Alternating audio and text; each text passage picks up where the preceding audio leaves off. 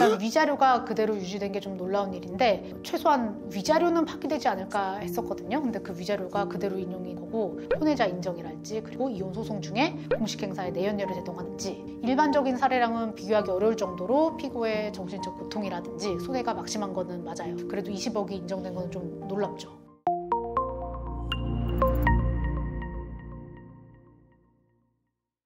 변호사님 안녕하세요. 안녕하세요. 변호사님, 오늘 오전에 아주 큰 재판 결과가 있었잖아요. 최태원 회장하고 노소영 관장의 이혼 2심에서 재산분할 액수가 엄청나서 화제였는데 이거 대법원 결론은 어떻게 났어요? 알려져 있다시피 이 사건은 원래 최태원 회장 측에서 2017년경에 조정 신청을 냈었고 처음에는 노소영 관장 측에서 이혼 청구 받아들일 수 없다라는 입장이었다가 2019년 말에 반소 청구를 하면서 본격적으로 위자료랑 재산분할 다툼이 시작이 된 건데요. 처음에 노 관장 측에서는 위자료 3억 그리고 재산분할로 최태원 회장 명의 SK 주식 중에서 42%를 청구를 했어요. 주식으로 양도를 하라 이렇게 청구를 했었던 건데 1심 판결이 위자료 1억 원 그리고 재산분할은 665억 원을 판결을 했어요. 그러니까 SK 보유 주식 전체를 최태원 회장이 선대 회장으로부터 단독으로 상속받았다라고 보고 노소영 관장의 실질적 기여가 인정되기 어렵다라는 취지로 주식 전체를 특유재산으로 봐서 제외하고 나머지 재산 중에서 6대4 비율로 나눴던 거거든요. 근데 항소심에서 이게 좀 뒤집어졌는데 일단 노 관장 측에서 1심 판결 전체에 대해서 불복을 하고 노 관장 측에서는 위자료 30억 그리고 재산 분할을 기존 주식으로 양도하라고 했었던 거를 현금으로 2조 원 청구하라는 취지로 대폭 상향을 했어요. 이제 노 관장 측 주장은 기존의 그 성경그룹의 선대 회장인 최종현 회장이 이동통신사업 시작할 때 그리고 그 이후에 태평양증권을 인수할 때 즈음에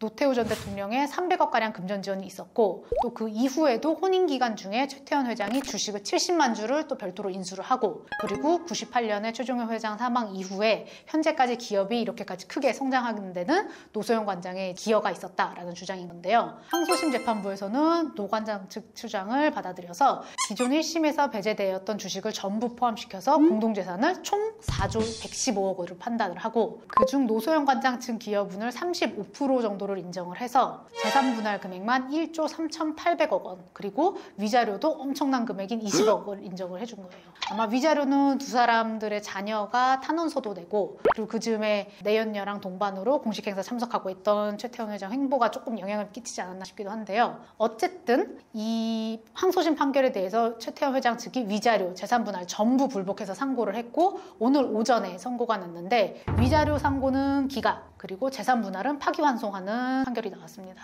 그러니까 이게 무슨 말이냐면 위자료 20억은 그대로 인정을 하고 재산분할은 다시 판단하라는 취지를 고등법원으로 환송을 한 겁니다.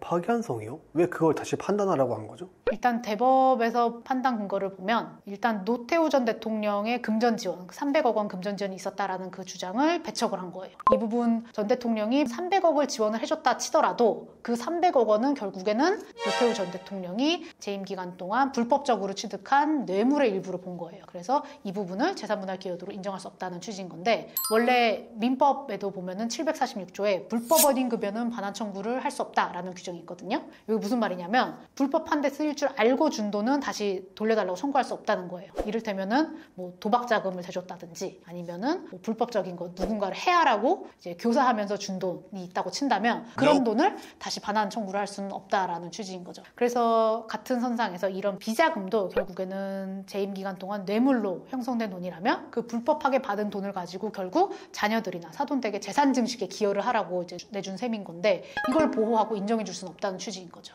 그리고 또 하나 중요하게 봐야 될 게 최태원 회장이 혼인 기간 중에 교육재단 혹은 그 선대 회장 최종현 회장 명의의 학술원 그리고 동생이나 친인척들한테 주식을 막 몇백만 주씩 이렇게 증여를 한 게 있거든요. 특히 동생 같은 경우에는 그 동생 몫의 증여세 한 200억 가량을 대신 납부를 해준 사실도 있는데 이게 거의 한 9,200억 가량 된다고 해요. 그래서 항소심에서는 이 부분을 최 회장이 혼인 기간 중에 공동재산을 임의로 그러니까 공동재산 유지랑 전혀 관련 없이 일방적으로 처분한 걸 보고 이 재산들을 전부 다 원상복귀시켜서 현재 존재하고 있는 셈 치고 재산분할 대상으로 다 삼았거든요. 근데 대법에서는 이렇게 최태원 회장이 가족들한테 주식을 다량 증여하고 현금 지원하고 했던 부분을 경영권 승계를 양보해준 가족들에 대한 보상의 일종이다라는 취지로 부부 공동재산 유지랑 관련이 있다라고 본 거예요. 그래서 이 부분을 재산분할 대상을 원복시키지 않고 그대로 제외를 해야 마땅하다고 본 거죠. 이 부분 정확한 워딩을 좀 소개를 해드리자면 혼인관계 파탄 이후에 부부 일방이 부부 공동재산이나 부부 공동재산의 형성, 유지와 관련 없이 적극재산을 처분했다면 해당 적극재산이 재판 당시에 사실심 변종 시에 그대로 보유한 것으로 보아서 분할 대상에 포함할 수 있으나 만약에 그 처분이 부부 공동생활이나 부부 공동재산의 형성, 유지랑 관련이 있는 경우라면 사실심 변종 시에 이미 없는 재산을 분할 대상으로 다시 삼을 수는 없다라고 판시를 한 거예요. 그럼 분할재산 말고 위자료는 그대로인 거죠? 네, 일단 위자료가 그대로 유지된 게 좀 놀라운 일인데 최소한 위자료는 파기되지 않을까 했었거든요. 근데 그 위자료가 그대로 인용인 거고 일반적인 이혼 재판이랑 비교해 봤을 때 위자료 5천 넘은 경우는 진짜 드물거든요. 물론 이 사건은 전국적으로 대한민국 사람이라면 모르는 사람 없을 정도로 가정사가 적나라하게 공개가 된 것도 있고 혼외자 인정이랄지 그리고 이혼 소송 중에 공식 행사에 내연녀를 제동하는지 일반적인 사례랑은 비교하기 어려울 정도로 피고의 정신적 고통이라든지 손해가 막심한 거는 맞아요. 그래도 20억이 인정된 거는 좀 놀랍죠.